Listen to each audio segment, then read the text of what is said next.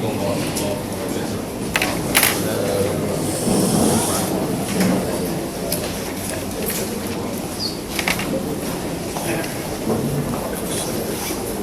Alhamdulillah.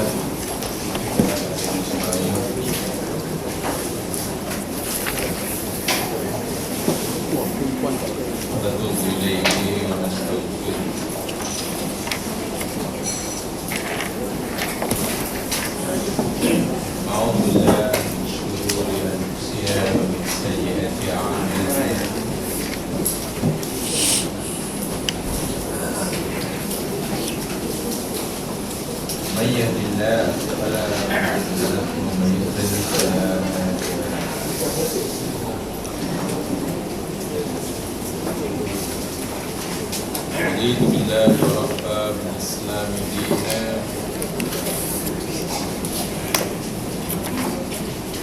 محمد نبيا ورسولا رب اشرح لي صدري ويسر لي أمري واحلل عقدة من لساني يفقهوا قولي والله أعلم.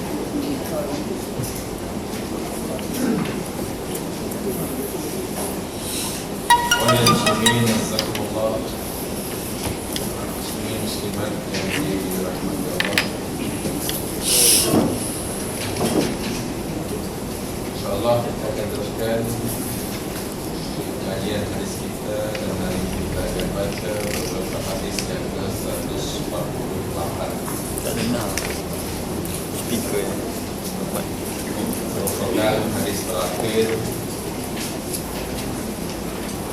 dalam bab tayammum.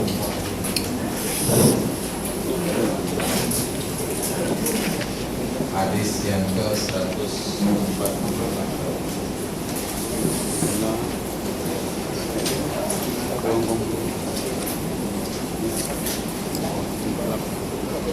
Wa 'an Ibnu Abbas radhiyallahu anhu qala, daripada Ibnu Abbas radhiyallahu anhuma katanya, minas sunnah alla yusalli ar-rajul bitayammumi illa salatan wahidah.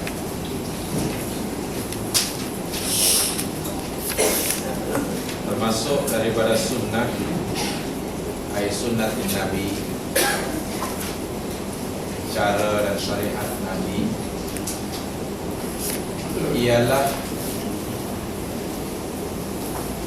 tidak sembahyang seseorang itu dengan tayammum kecuali satu solat sahaja.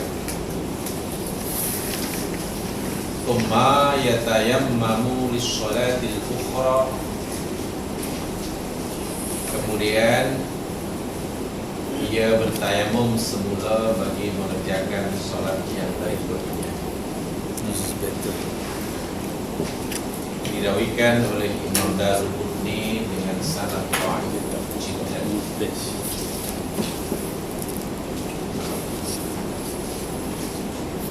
Kerana di dalam sanadnya ada seorang yang bernama Al-Hasan bin Umar.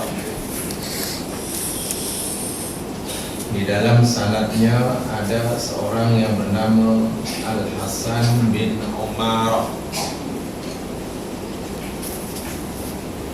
Dia ini dianggap sebagai perawi yang tidak menepati syarat-syarat yang ditetapkan untuk melayakkan seseorang itu diterima riwayatnya. Dhaif jiddan.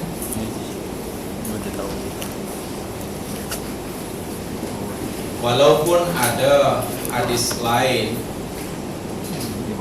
yang semakna dengan hadis ini, yang disandarkan kepada Imam Ali bin Abi Thalib dan Abdullah bin Umar radhiyallahu anhuma, tapi sayang sekali kedua-dua riwayat yang disandarkan kepada sahabat Nabi ini pun hadisani dhaifani, yakni hadis yang lemah.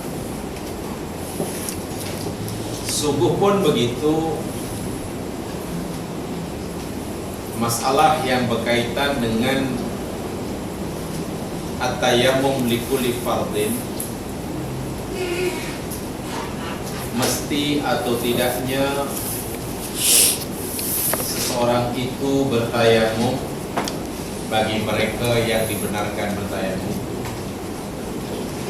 bagi setiap salat fardu yang hendak dilaksanakan, merupakan masalah fiqhiyah yang memerlukan penjelasan dan kejelasan hukum, yaitu masalah perlu atau tidaknya tayamum bagi mereka yang dibenarkan tayamum bagi setiap salat fardu tidak terlepas daripada pemerhatian di kalangan ulama mujtahid.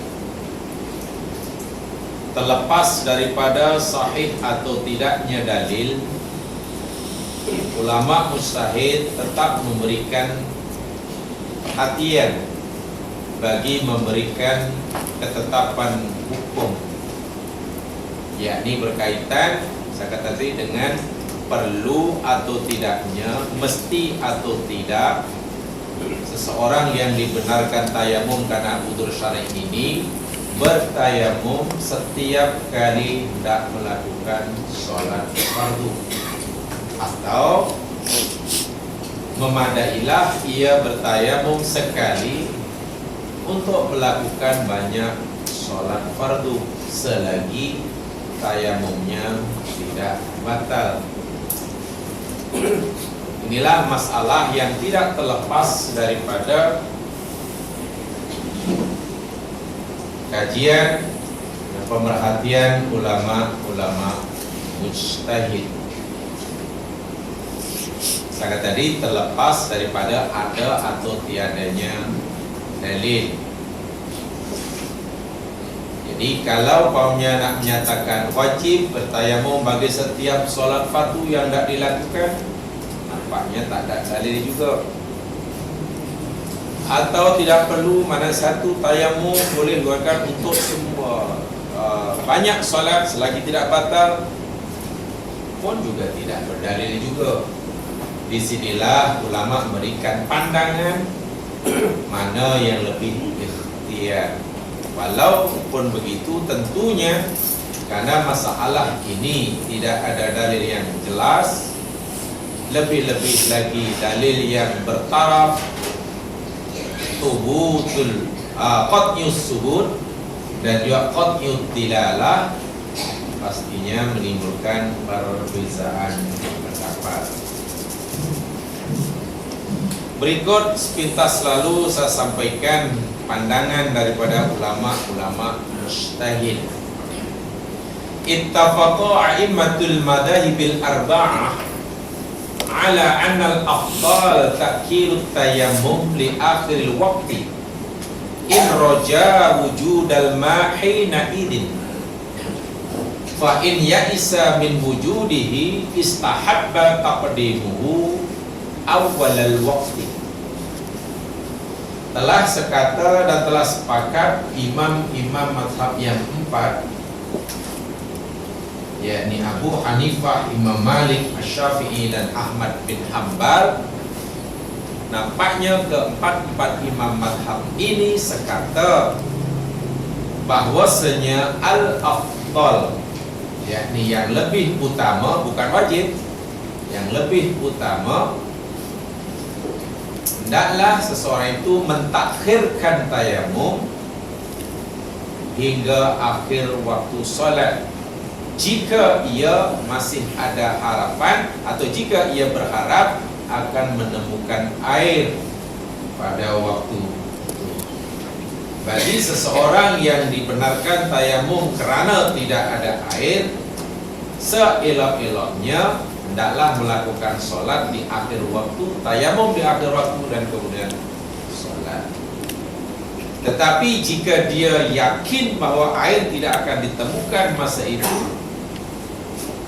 sehingga terlepas waktu, maka disukai ia melakukan tayamum di awal waktu dan sholat di awal waktunya. Ini yang disepakati yang pertama berkaitan dengan hubungan sholat dan tayamum. Wa qala Hanabilah at-ta'khir aula fi kulli halin. Sungguh pun begitu, Al-Hanabilah, yakni madhab Hambali yang dipelopori oleh Imam Ahmad bin Hanbal, tetap berpegang kepada yang lebih utama, yang afdal, seelok-eloknya, yakni mentakhirkan tayamum hingga akhir waktu salat, bukan terlepas waktu salat, fi kulli halin, bagi setiap keadaan. Karena apa? Alasan yang diberikannya ialah bahwasanya melakukan sholat dengan berwudu tentu lebih afdal daripada sholat dengan tayamum. Ini alasan yang diberikan, yakni bila orang itu ada harapan yang kuat, dugaan yang kuat, mungkin akan dijumpai air beberapa waktu kemudian. Al-Hanafiyah al-mutayammim yusalli ma syaa minal faraid wa nawafil. Itu yang apa kaitan dengan buat tayamum dan salat. Dan yang kedua, Al-Hanafiyah, yakni madhab Hanafi, menyatakan al-mutayammimu yusalli ma syaa minal faraid wa nawafil, bahwasanya orang yang bertayamum, tentu bagi yang dibenarkan tayamum lah, boleh ia melakukan solat, sama ada solat fardu ataupun solat nawafilah, nafilah solat sunat, sebanyak yang ia mau, selagi ia tidak batal. Bermakna satu tayamum boleh digunakan untuk melakukan banyak solat waktu. Katakanlah tayamumnya sebelum subuh. Sebelum subuh tayamum, pas subuh sampai zuhur masih tak batal, itu sembahyang zuhur, sembahyang qobliyah zuhur, ba'diyah rawatibnya, hingga masuk waktu asar masih juga tidak batal sembahyang asar. Masuk maghrib, sembahyang maghrib sebab belum batal. Masuk isya belum batal juga, boleh tidak. Hingga subuh tidak batal karena tidak tidur, selagi tidak batal. Nampaknya Imam Abu Hanifah memang mengetepikan langsung hadis yang sedang kita baca ini. Kebetulan pula hadis ini yakni dalam sanad yang dengan sanad yang dhaif jiddan. Sebab hadis yang kita baca tadi kan minas sunnah, maknanya termasuk sunnah Nabi. Hadis yang disahkan kepada Ibnu Abbas ini, hendaklah seseorang itu, orang yang bertayamum itu, melakukan hanya satu solat, satu tayamum satu solat, satu tayamum satu solat, tepikan langsung ya. Jadi tidak, sebab itu selagi tidak batal boleh. Hanafiyah. Adapun Al-Hanabilah madhab Hambali, idza tayammama li fariidatin shalla as-salata allati habara waqtuha wa shalla bihi fawaita in kanat alayhi wa yajma'u baina as-salatain wa lahu at-tatawwu' bima syaa ila ayatula waqta salatin ukhra.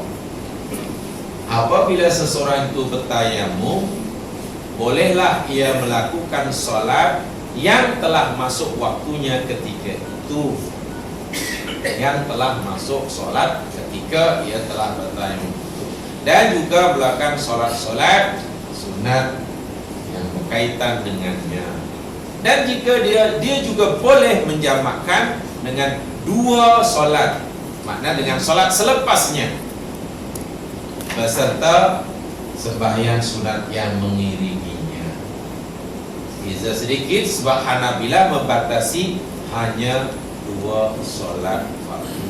Katakanlah tayamum untuk melakukan solat zuhur tidak batal, kemudian masuk asar, bolehlah melakukannya dengan solat rawatib yang mengikutinya. Nanti bila dah masuk maghrib, walaupun tidak atau belum batal, ya disuruh bertayamum semula. Ada sedikit perbezaan ulama. Apa nasihat tadi yang Hanafiyah tidak membatasi sebanyak mana dan selama mana ia tidak. Al-Malikiyah dan Asy-Syafi'iyah juga berpendapat la yusalli bitayammumin wahidin fardani fala yajuzu ay yusalliya bitayammumin wahid akthar min faridah yujma'u bainan nawafil wa baina faridah wa nafilah. Ulama Malikiyah dan juga Syafi'iyah berpendapat tidak dibenarkan seseorang itu melakukan 2 solat fardu dengan 1 tayamum.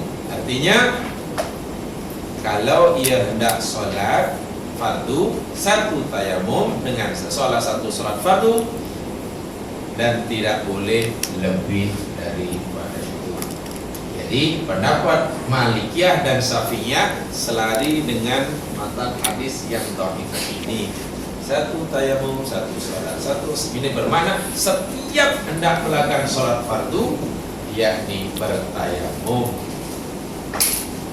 Walaupun boleh ia menjamakkan, menggandingkan solat fardu dan solat nafilah yang mengikutinya. Ini ulasan ulama-ulama mujtahid. Baik, sekarang jamaah pilih yang mana? Kita ilmu banyak Kalau Hanafiyah pada pagi hingga ke pagi pun tak syaratnya. Nah ini kalau Hanafiyah ini tentu bagi orang yang sehat walafiat, tak sakit perut, tak sakit. Sebab hukum tayamum kata Imam Abu Hanifah sama dengan hukum wudu. Hukum yang berkaitan dengan wudu sama berlaku bagi tayamum selagi tidak batal. Sebab orang tayamum maknanya suci. Bila suci, ya dia boleh melakukan sebanyak mana solat selagi dia masih suci. Yang nak saya sampaikan, inilah kemudahan yang diberikan oleh Islam.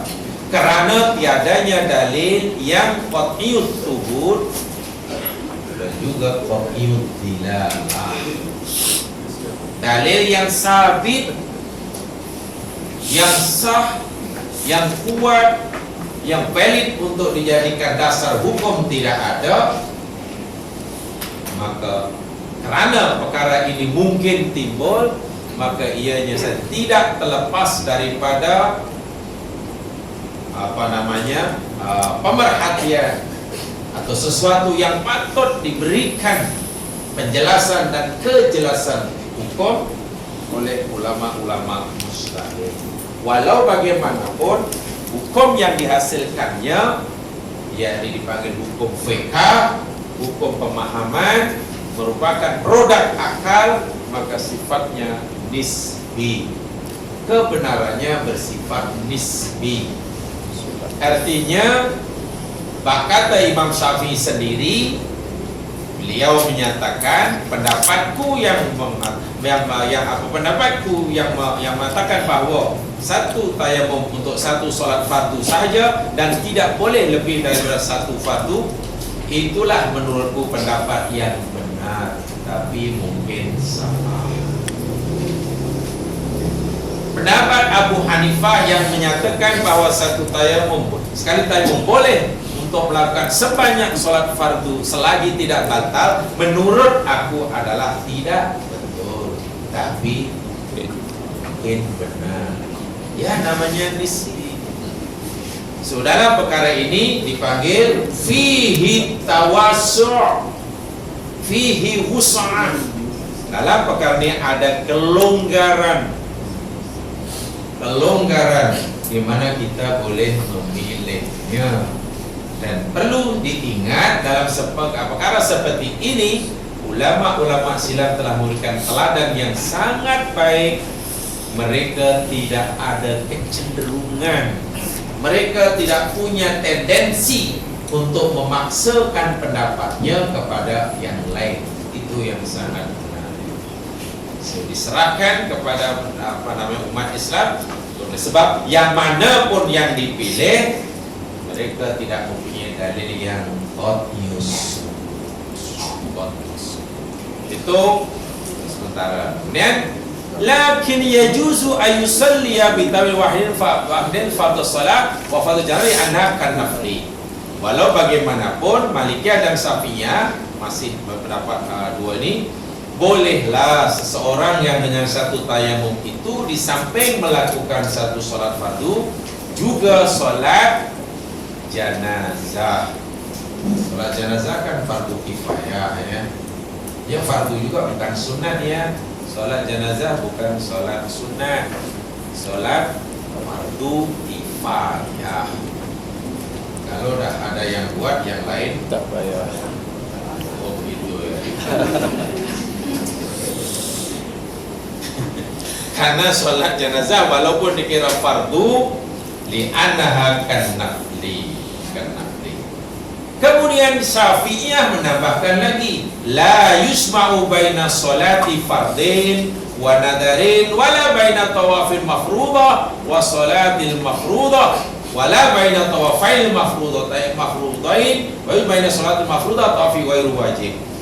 Syafi'iyah mengatakan kalau orang itu suci dengan sebab tayamum, karena ia dibenarkan bertayamum, mungkin karena sakit atau mungkin karena lain, atau mungkin bahasa Syafi'i yang telah kita pelajari, tidak boleh ia menggabungkan untuk melakukan salat fardu dan juga tawaf fardu, sama-sama fardu. Kan tawaf ada tawaf fardu, ada tawaf sunnah. Contoh tawaf fardu, tawaf rukun. Dia nak pergi umrah, nak pergi haji, kan ada salah satu di antara rukunnya tawaf. Tawaf itu tawaf fardu, rukun tak tawaf tak boleh, bukan tawaf sunat. Katakanlah tadi dah tayamum satu tayamum untuk melakukan sembahyang apa? Oh, sembahyang asar. Lepas sembahyang asar, nampaknya saya kena tawaf. Atau mungkin tawaf dahulu. Tawaf apa? Ini tawaf rukun, fardu. Syafi'iyah berfatwa dia tidak boleh kecuali dengan dua tayamum, karena dua fardu. Dua fardu tidak boleh dikumpulkan. Itu Syafi'iyah. Syafi'iyah. Tetapi jika yang satu tawaf yang bukan fardu ghairu wajib, katalah tawaf sunat, bolehlah lepas salat tayamum kemudian solat fardu dan kemudian nak melakukan tawaf, tapi tawafnya tawaf sunat tidak enggak, sebab tawafnya mas sekalian wajib suci. Tawaf wajib suci. Adapun wukuf bermalam di Musdalifah, di Mina, lontar jumrah, ini tak suci pun tak apa. Ada besar pun boleh. Perempuan yang sedang haid pun boleh melakukan rukun-rukun haji yang seperti mana wukuf, mabit, Musdalifah, Mina. Tetapi tentang tawaf, karena ia sama dengan solat macam solat, yakni wajib suci, ima daripada hadas kecil dan besar dan juga daripada najis. Pastikan ia suci. Tidak. Jadi kalau batal tidak boleh. Walaupun dalam hal ini pun kemudian nanti berbeza pendapat pula tentang yang membatalkannya. Mana kalau umpamanya bersentuhan, ada yang mengatakan batal. Kalau yang kadang-kadang dengan perempuan laki dan perempuan, ada yang mengatakan tidak. Ya kalau ramai-ramai yang macam itu, ya ikut saya yang tidak senang.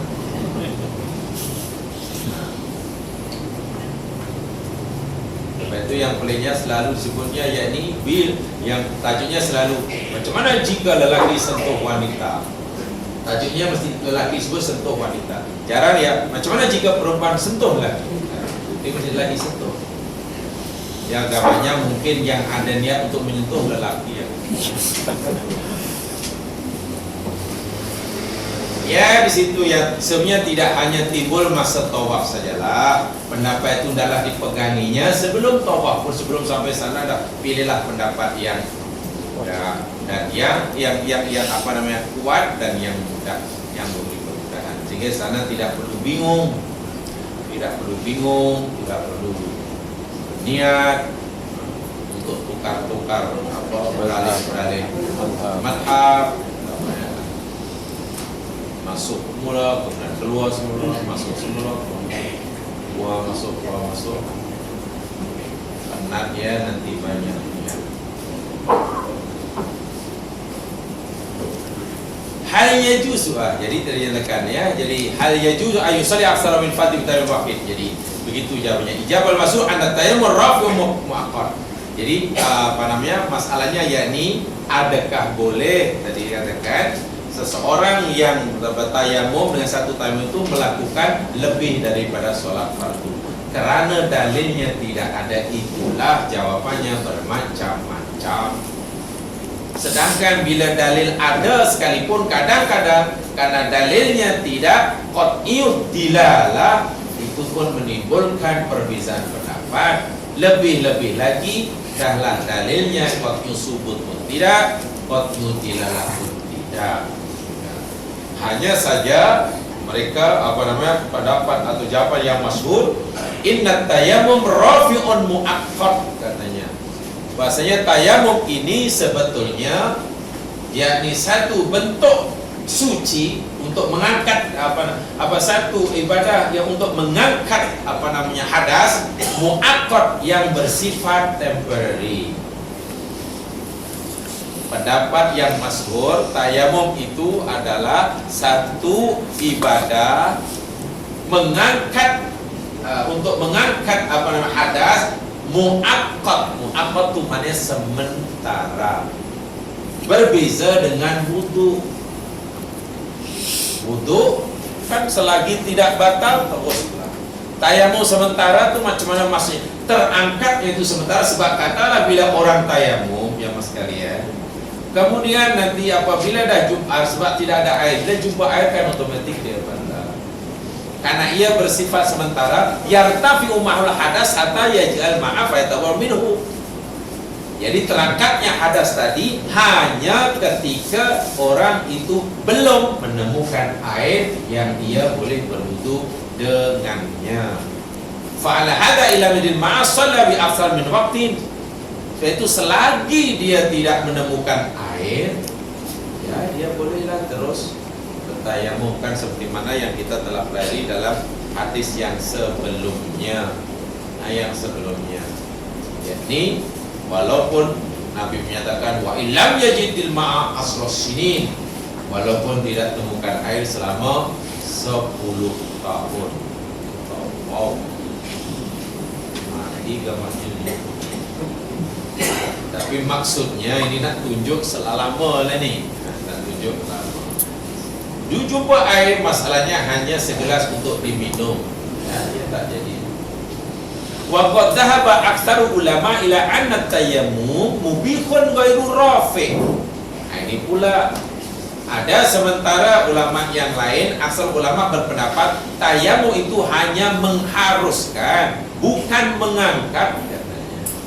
Dia hanya mengharuskan, bukannya mengangkat. Yakni mengharuskan orang untuk sholat, tapi bukan mengangkat apa namanya hadas. Contohnya, umpamanya alasannya bagi orang yang dah tayamum, katakanlah kerana hadas besar, kemudian sholat, nanti bila jumpa air kan suruh mandi. Yang seperti hadis yang kita pelajari. Bila dah jumpa air, mandilah sebab dahulu belum mandi. Ini bermakna janabah yang hadasnya diangkat oleh tayamum, dia hanya belum sempurna, sebab dia bukan rafi, tetapi hanya mubih. Mubih mengharuskan, membolehkan ia melakukan solat atau ibadah yang wajib suci, tapi tidak dapat mengangkat hadas yang hadas besar. Sebab itu jika jumpa air, hendaklah ia wajib apa namanya mandi, wajib mandi. Itu kadang-kadang pendapat-pendapat yang diberikan oleh ulama-ulama berkaitan dengan adakah wajib bagi ada apa-apa yang patut dilakukan dengan satu tayamum. Sebab sekali tadi dalilnya adalah lemah, jadi tentu tidak terlepas daripada uraian yang diberikan oleh ulama. Walau bagaimanapun, ia tentu memberikan kemudahan kepada baiklah ya mas sekalian. Jadi sekarang yang berikutnya ini bab perempuan haid. Hadis satu yang berikutnya ini babul haid, kitabul haid, atau yang berkaitan dengannya istihadah. Jadi banyak di situ istihadah, haid dan seterusnya dan seterusnya.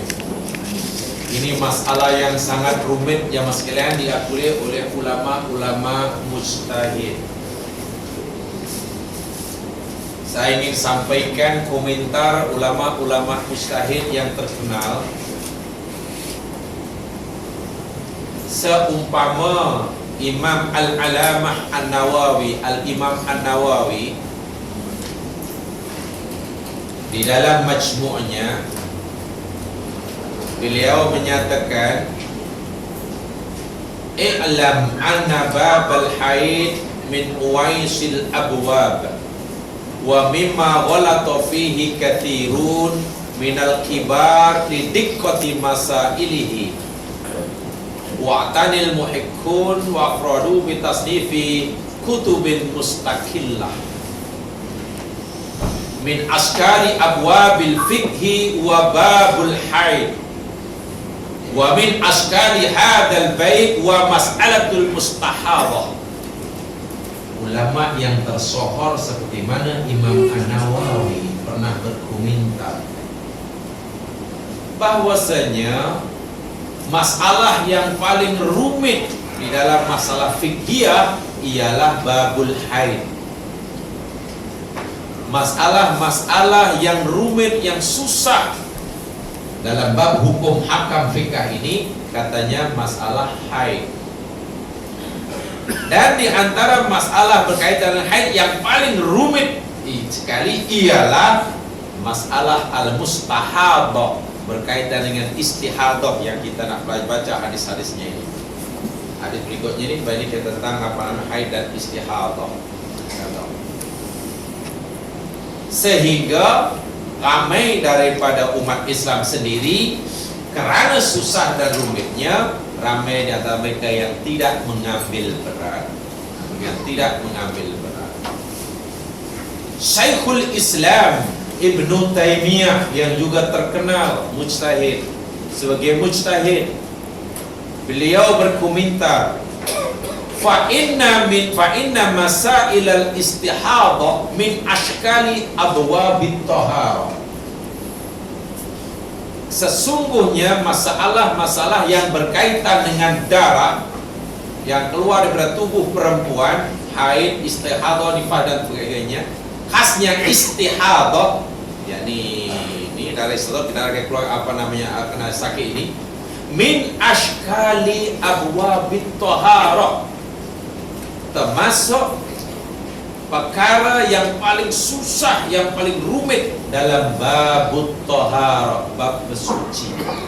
Ini pengakuan yang dikeluarkan secara ikhlas oleh Hujjatul Islam Imam Ibnu Taimiyah di dalam kitabnya Al-Qawaid An-Nuraniyah. Fa minal masail muta'alliqah bil mustahadah, yakni masalah tu ghuslil mustahadah. Dan termasuk perkara yang sangat penting berkaitan istihadah, bukan sekadar kaitan dengan darah istihadah, tapi juga berkaitan dengan ghuslul mustahadah, mandi atau cara menyucikan diri daripada istihadah. Baik, saya bacakan dahulu hadisnya, kemudian kita coba fahami apa maksud daripada hadis Rasulullah sallallahu alaihi wasallam. Wa an Aisyah radhiyallahu anha ummul mukminin as-siddiqah, atau nama lengkapnya lah kalau kita menyebut macam sekarang kan, di tempat kita ini kalau menyebut orang besar kan siap dengan gelaran-gelaran dia kan. Yang amat berhormat umpamanya Yang Amat Berhormat Tan Sri, Datuk Sri, Datuk Panglima. Terima kali ini Dr. Haji. Ummul Mukminin Aisyah pun kalau disebut dengan nama gelarannya menggerunkan juga, sebab menyebutnya mesti wa an Aisyah Ummul Mukminin, ibu sekalian orang mukmin, as-siddiqah, perempuan yang benar, yang jujur, bintu as-siddiq, anak lelaki yang benar dan jujur, al-mubarra'ah minas sama, perempuan yang mendapat pembelaan daripada langit, habibatu Rasulillah, istri kesayangan Rasulullah radhiyallahu anha. Ya, daripada Aisyah, ibu Ummul Mukminin, As-Siddiqah binti As-Siddiq, Al-Mubarra'ah minas sama, habibatu Rasulillah radhiyallahu anha. Ya, sepatutnya begitulah ikut ahli sunnah wal jamaah. Sebab di kalangan Syiah Rafidah, wa'iyadzubillah tsumma na'udzubillah, mereka mengutuk mukminin yang seorang ini luar biasa dahsyat. Mereka menyatakan, jadi bersumpah bahwa sekarang ini dikatakan Aisyah sayyidatu ahli nar, dia adalah ketua penghuni neraka yang sekarang sedang disiksa oleh sangat dahsyat sangat kita. Sepatutnya ahli sunnah ya kena menyayanginya ketika Rafidah menghina dan mencelanya dengan celaan yang amat sangat dahsyat. Tapi kadang-kadang adalah orang Syiah Rafidah khas yang mencela. Yang dahulu ada juga orang yang konon mungkin bukan Syiah, tapi saya tidak tahu ahli sunnah wal jamaah atau tidak, mencela menghina istri Nabi juga. Susah. Anna Fatimah binta Abi Qubaish kanat tustahabu, bahwasanya Fatimah binti Abi Qubaish, yakni ia istihadah. Biasa istihadah, ustahad itu mana istihadah. Nanti saya jelaskan apa itu istihadah. Faqala laha Rasul sallallahu alaihi wasallam, lalu Rasulullah sallallahu alaihi wasallam bersabda kepadanya, inna damal haid damun aswadu. Nabi bersabda kepadanya, sesungguhnya darah haid itu, darah istihadah itu darah hitam yang dikenali. Fa idza kana dzalika famsiki anis shalah, maka apabila kamu mengalaminya, jadi mendapati keadaan begitu, jadi darah haid yang pekat, yang hitam, maka berhentilah sholat, jangan sholat. Fa idza kana al-akhar fatawadda'i wa shalli. Tapi apabila keadaannya lain, maknanya darah tadi bukan darah haid, yang sifat-sifatnya bukan darah haid, atau mungkin dia keluar di luar masa haid, maka itu namanya darah istihadah. Kamu hanya terus berwudu dan sholat. memang sangat susah ya Mas. Itu tadi kata Imam An-Nawawi yang paling susah tadi. Hadis ini ya Mas ya. Jadi saya boleh simpulkan beginilah, sebab apa namanya, banyak nanti di belakangnya, rasanya mungkin sampailah 1, 2, paling tidak hingga hadis 154 yang berkaitan istihadah. Oh ya, dan berkaitan dengan istihadah hingga hadis 154. Selepasnya itu yakni tentang apa namanya, haid. Begini ya Mas sekalian, istihadah yang sebenarnya root wordnya ini sama dengan haid, Mas. Haid dengan istihadah ini root wordnya sama, ha, ya, dot, tetapi mempunyai implikasi hukum yang berbeza. Istihadah ialah darah yang keluar secara berterusan pada seorang wanita, keluar tanpa putus-putus atau mungkin terputus sekejap, seperti sehari dua dalam sebulan. Istihadah.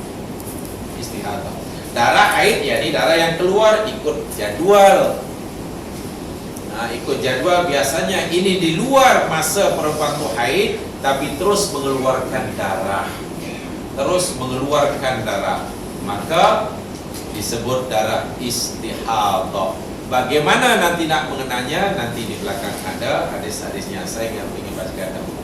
Jadi dalil bagi kes yang seperti ini ya Mas sekalian, yang di darah keluar tanpa putus-putus itu ialah sebagaimana aduan Fatimah binti Ubais yang sedang kita pelajari ini. Seorang sahabat Nabi namanya Fatimah binti Ubais. Ini bagusnya orang-orang Islam dahulu.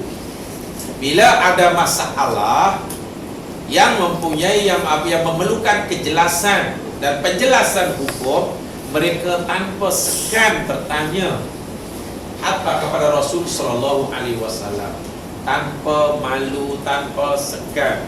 Itu hebatnya sahabat dahulu. Jadi bayangkan kalau sahabat semua pemalu, ya susah menjadinya.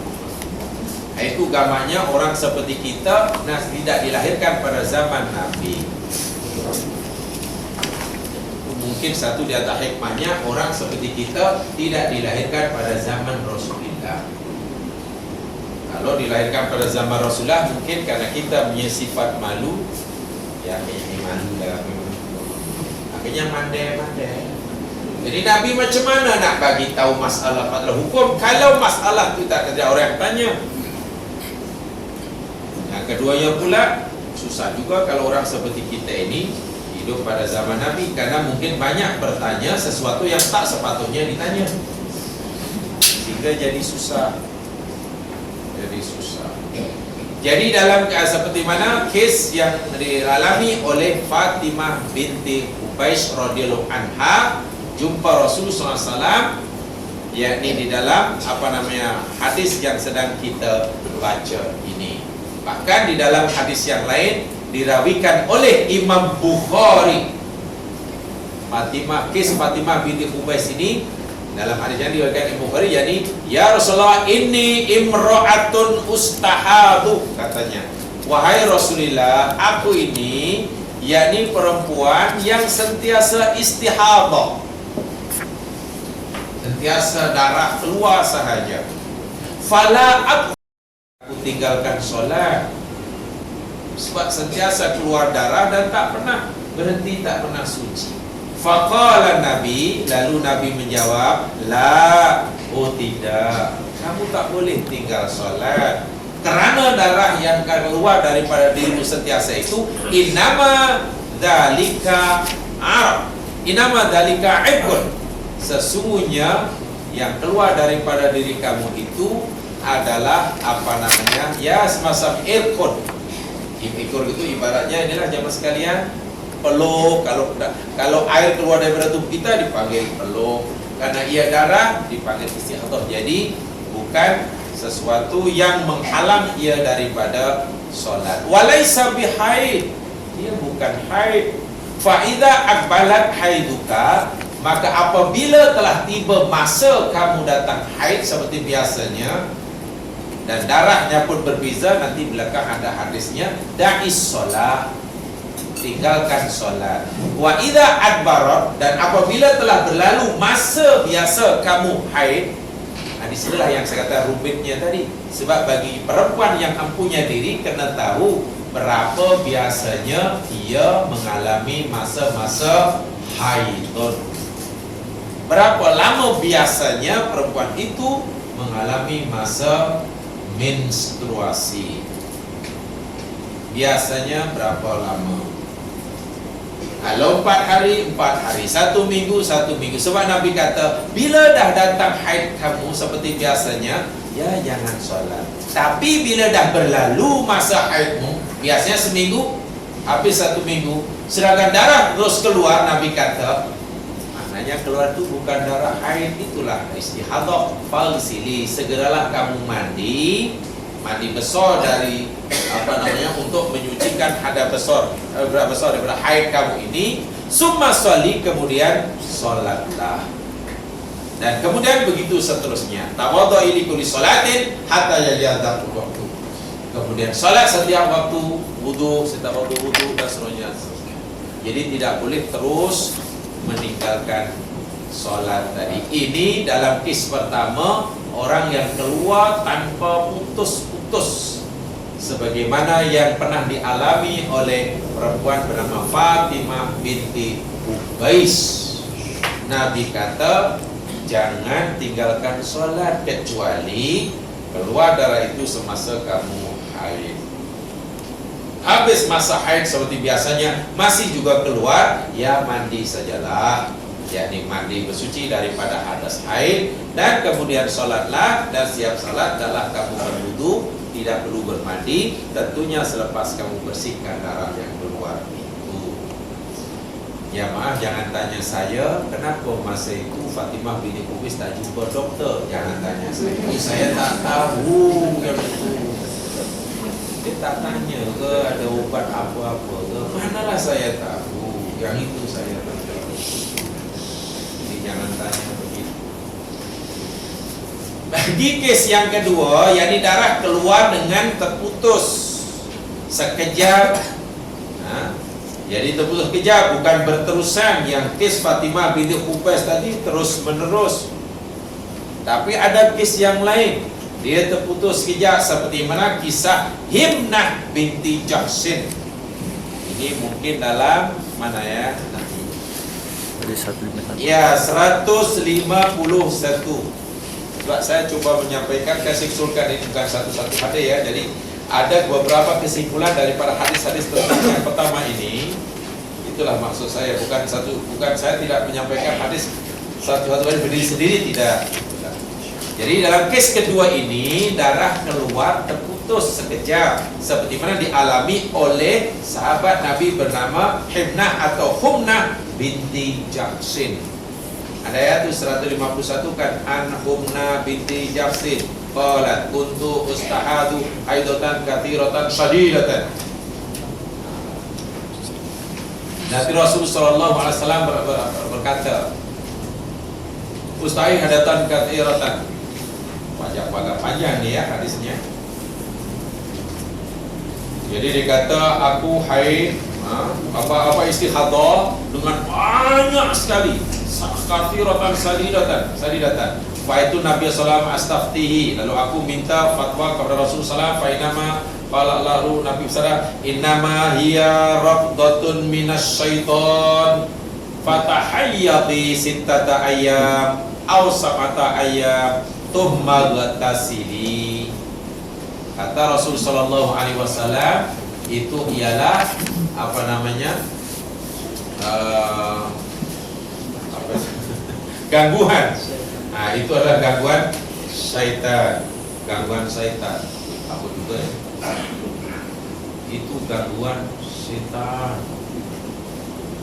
Syaitan sudah kacau kamu.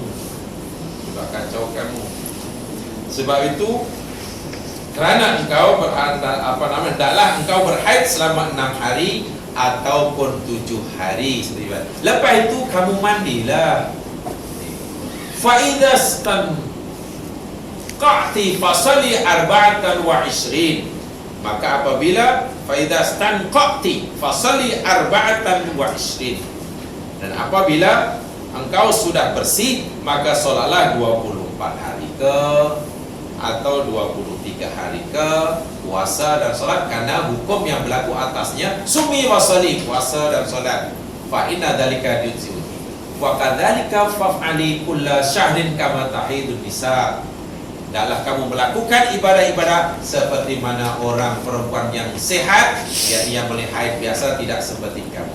Tapi fa in qawiti ala an tu'akhir dhuhra wa tu'ajjil al-asra summa tasali fi tadhurin wa tusalli dhuhra wal asra jami'an, hingga seterusnya. Hadisnya sangat panjang. Nah, hadisnya sangat panjang. Jadi saya ingin sampaikan dalam kes ini, jemaah sekalian, yang dinyatakan sesungguhnya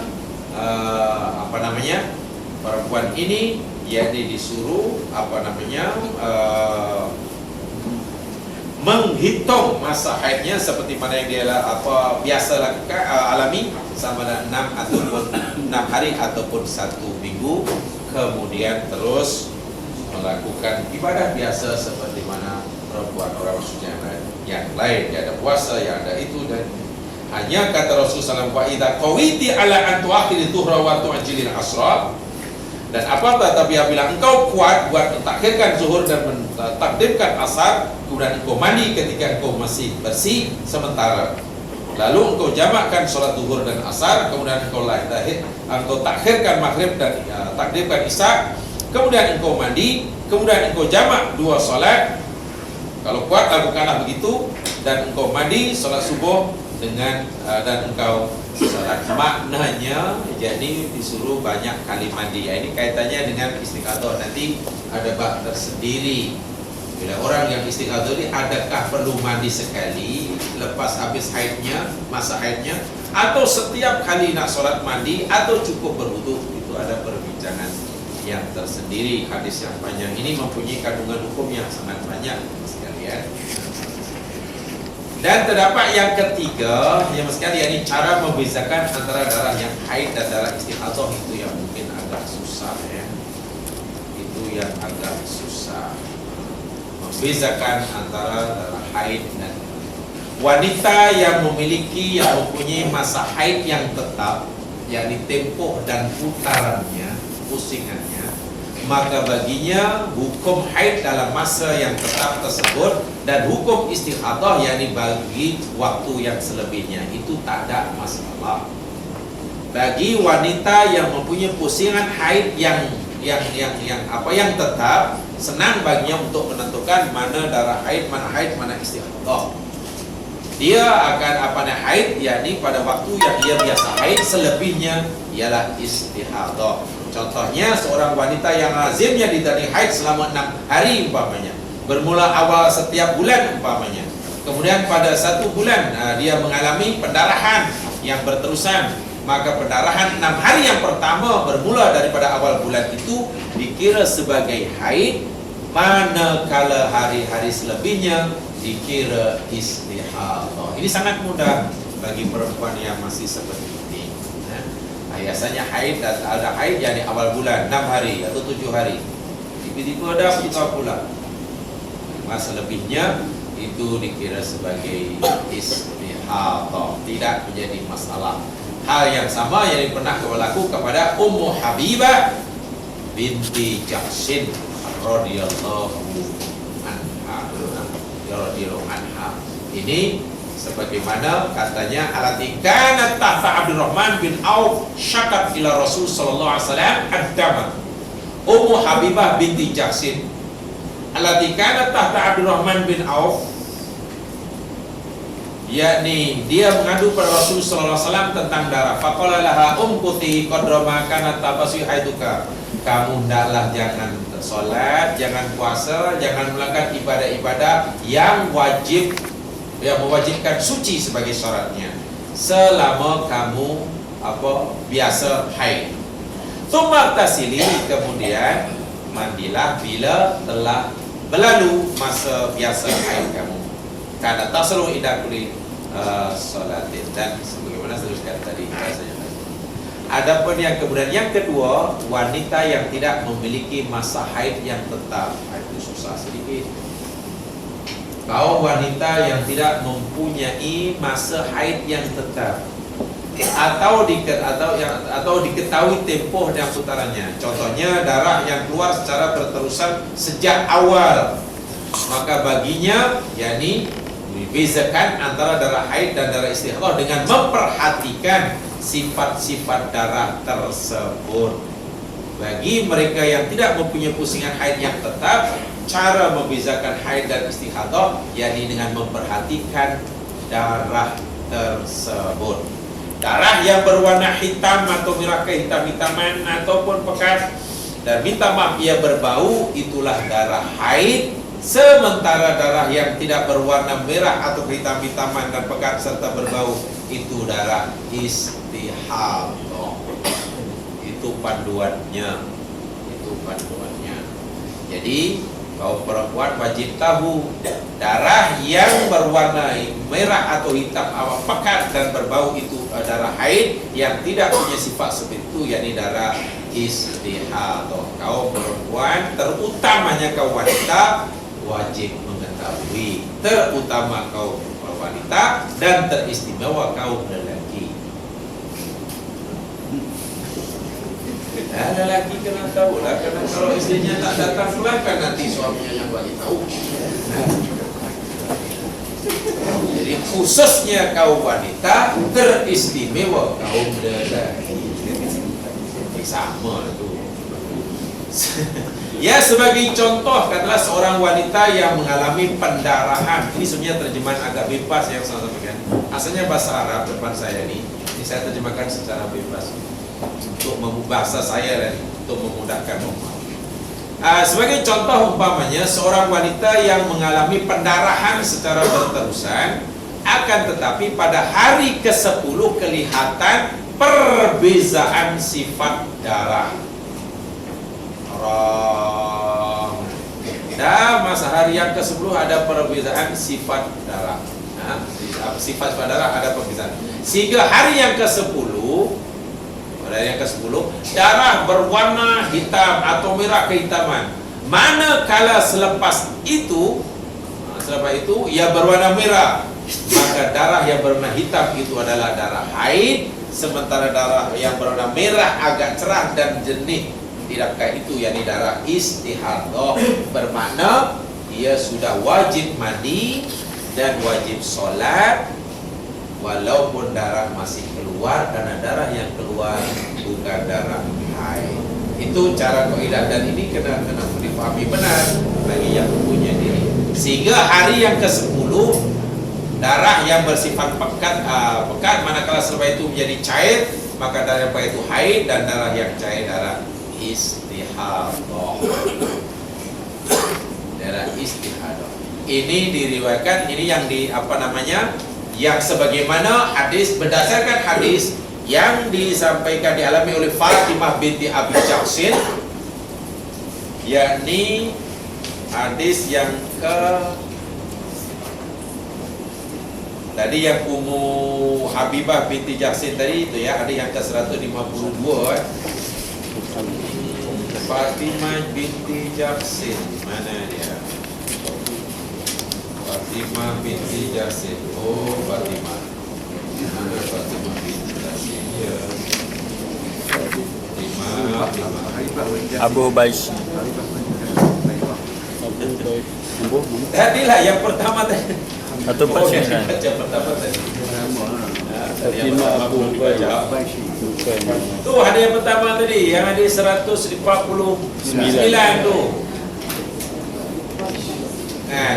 Binti Hubais Yasin. Fatimah binti Abi Hubais.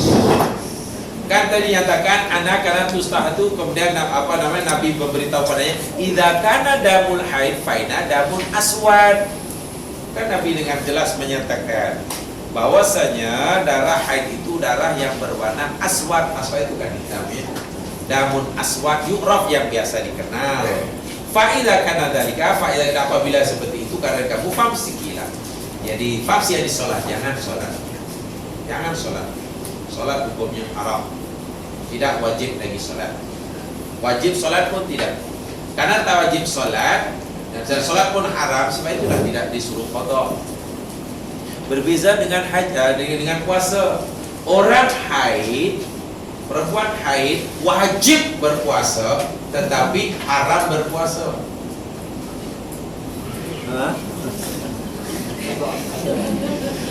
Orang haid wajib atasnya berpuasa, tapi semasa haid dia haram, tak boleh. Kalau puasa berdosa. Sebab itu bila dah terlepas haid, habis haid wajib qada kan. Adapun solat, orang yang sedang haid tidak wajib solat. Karena tak wajib solat, bahkan haram solat. Dia haram solat dan tak wajib solat. Sebab itu bila dah bersih daripada haid, tak perlulah tak perlu. Puasa kan wajib qada. Apa alasannya saya tidak tahu, karena memang begitu. Aisyah pernah memberitahu kita, kunna nu'maru biqada'is syam wala nu'maru biqada'is shalah. Kami kaum wanita diperintahkan oleh Rasul untuk mengqada puasanya dan tidak diarah diperintah untuk mengqada salatnya. Itu jawaban Aisyah. Aisyah tidak memberitahu sebabnya, Nabi pun tidak memberitahu alasannya. Jadi karena tidak tahu, kita pun tak tahu. Tapi kadang-kadang ada juga zaman sekarang setengah ustaz tahu. Setengah ustaz ada, dia kata ada tahu alasannya. Alasannya dia kata karena solat ini dilakukan tiap hari. Jadi kalau masa haid tak solat itu tak payah diqada sebab solat dah hari-hari. Yang puasa ini setahun sekali. Jadi kalau tak puasa pun kena qada lah sebab setahun sekali. Yang solat itu hari-hari. Kata ustaz tadi, saya tidak tahu. Alasan-alasan itu sebenarnya tak perlulah, Nabi tak beritahu.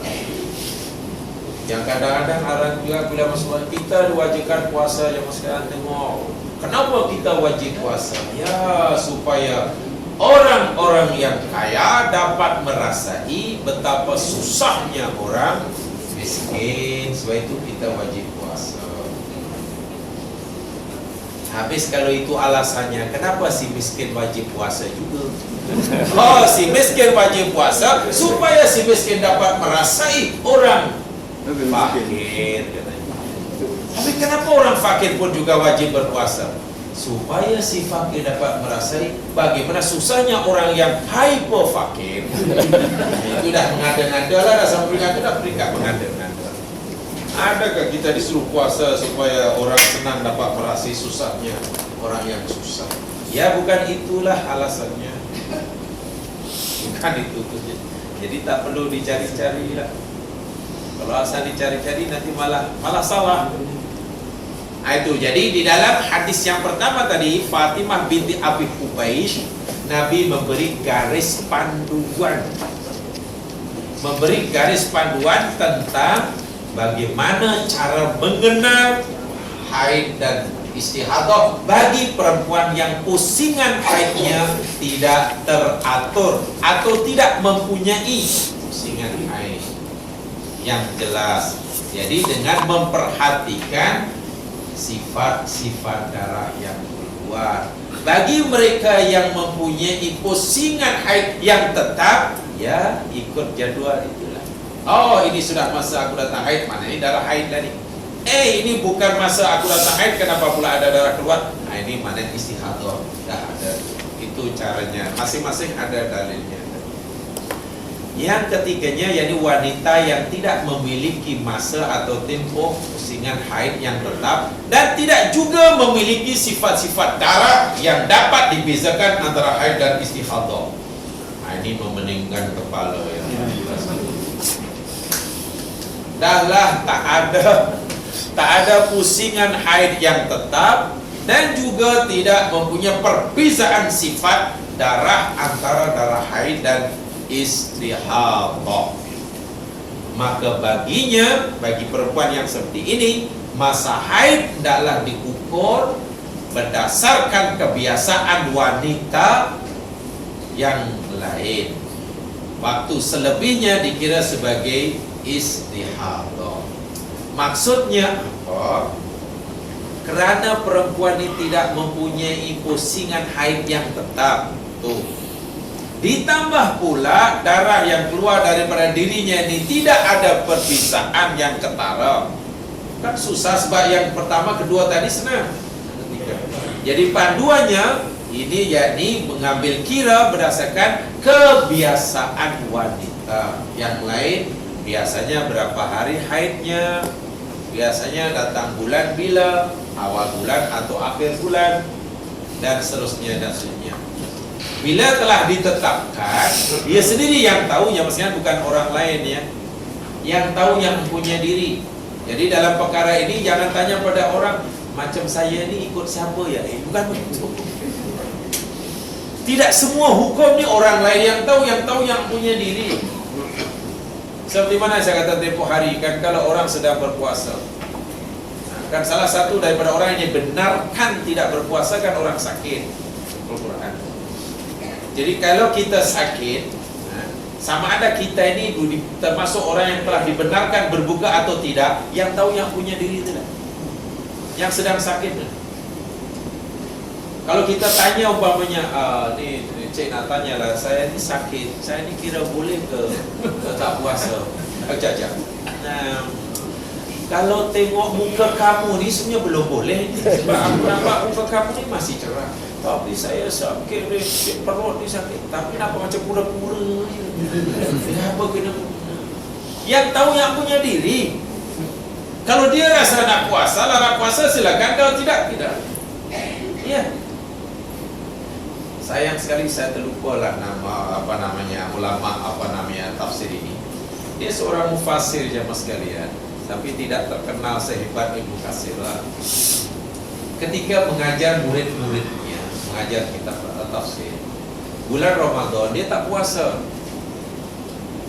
Mufassir ini tidak puasa Ramadan, minum. Jadi muridnya terkejut. Cuma Datuk Syekh tak puasa. Tengok mengajar tafsir. Muridnya tanyalah, Tuan Syekh, minta maaf, Tuan Syekh kenapa tidak puasa ni? Ya, saya sakit dan Allah Subhanahu wa taala berfirman, "Wa kana minkum maridan aw 'ala safarin faidatun min ayyamin ukhra." Siapa yang sakit atau musafir diberi pilihan nak puasa atau nak buka. Jika ia pilih berbuka, ya wajib gantilah. Dan saya sedang sakit. Tuan sakit apa sedang mengajar? Ni ibu jari kaki yang sakit. Apa sakit apa itu? Cakap apa? Cakap. Cakap dulu tentu.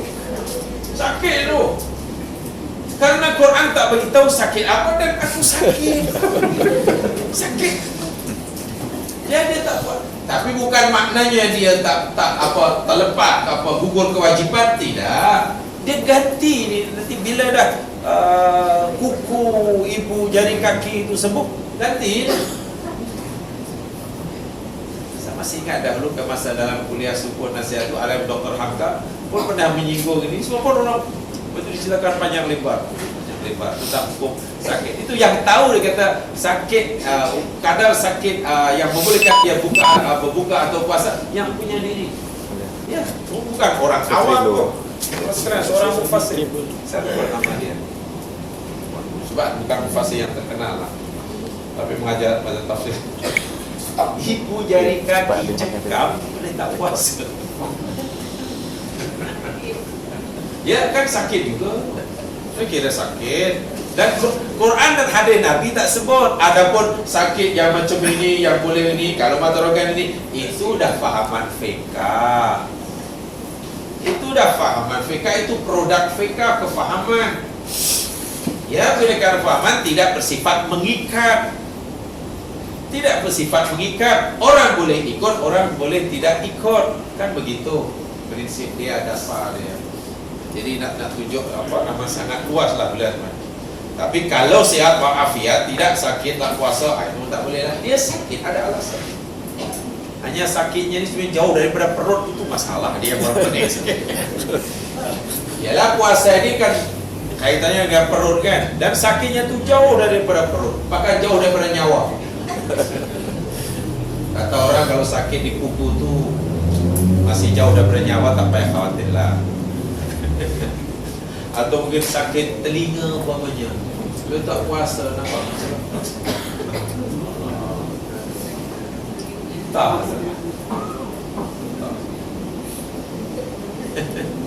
Tapi kalau sakit, sakit perut, sakit tak boleh puasa, memang dia jangan puasa.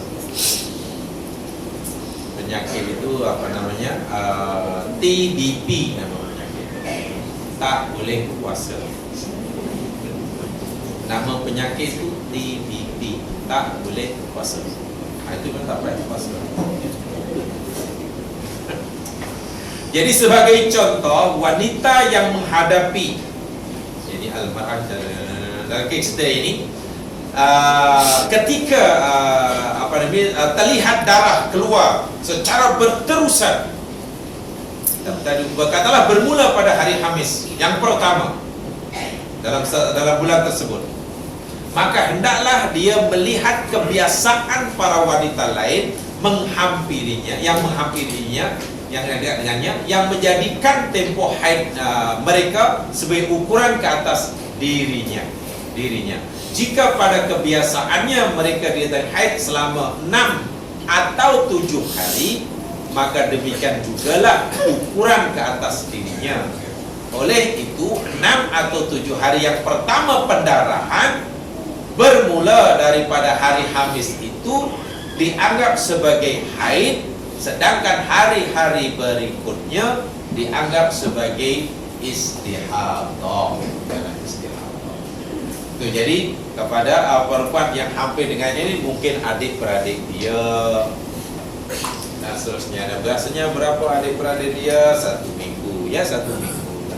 Biasanya adik-beradik dia berapa dalam keluarga? 2 minggu, ya 2 minggu. Biasanya adik-beradik dia berapa? 4 hari, ya 4 hari.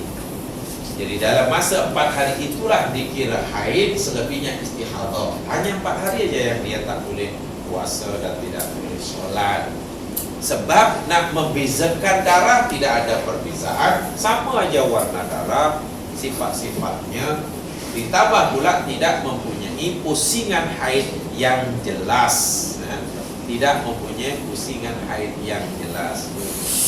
Jadi ini sebagaimana dalam hadis, berkaitan juga hadis Humnah binti Jahshin 151 itu dalilnya. Sebab saya tadi dah hadis yang panjang ini mempunyai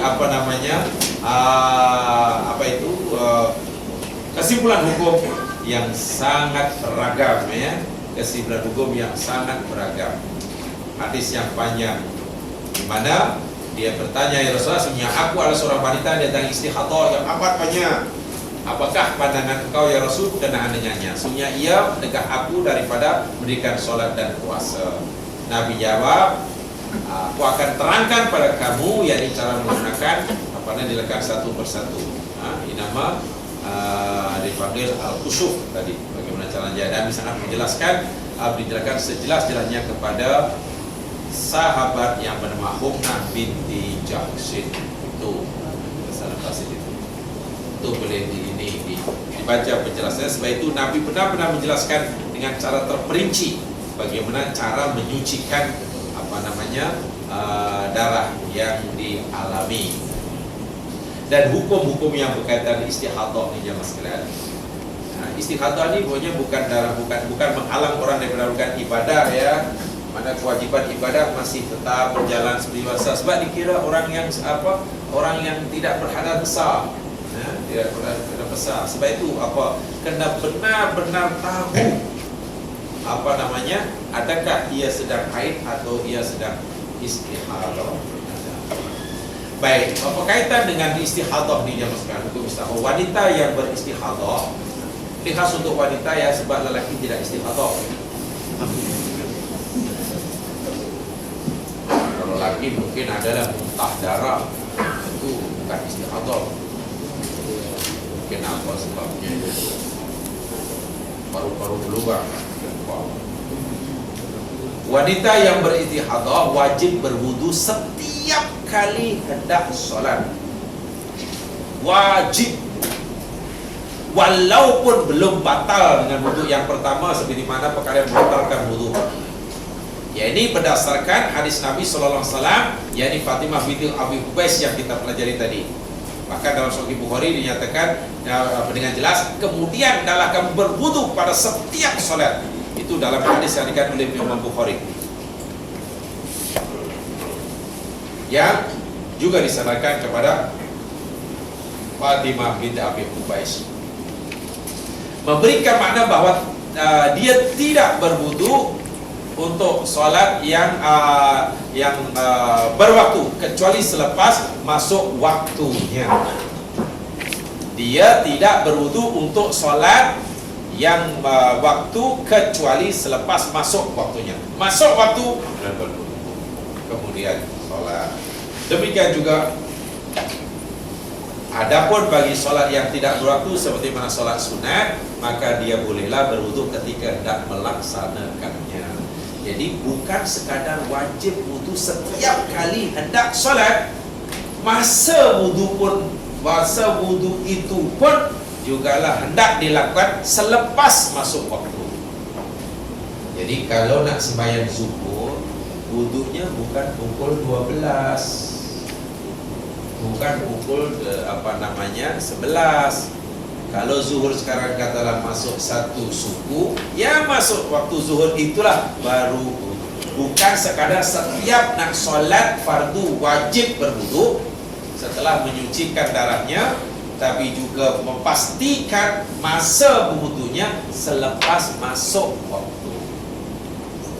Ini yang perlu diperhatikan berdasarkan hadis yang mafhum daripada hadis Fatimah binti Abi Hubais yang dikatakan oleh Imam Bukhari. Itu yang pertama. Yang pertama.